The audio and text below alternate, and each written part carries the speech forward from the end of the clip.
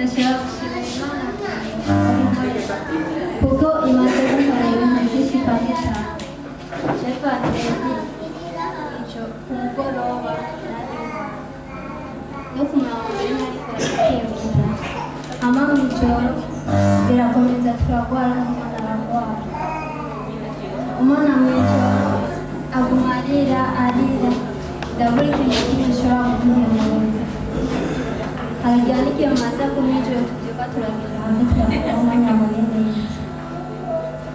ariko bukeye abisamye kugira ngo tuze ngaho ihema byaraza papa w'umwana wambwira ati tugende gushingura ndamubwira ati njye ntabwo nshobora kugenda kuko ndamerewe nabi umwana amerewe nabi ariko ikintu nshimira Imana rwose yakoze amaze kujya ngaho gushingura umwana aramubwiye bivanye no kumwe twari tumerewe iramubwira nyene iramubwira ngo nyene twari tumerewe nyene kubera asize kurwara ariko Imana yamubwira azane serumu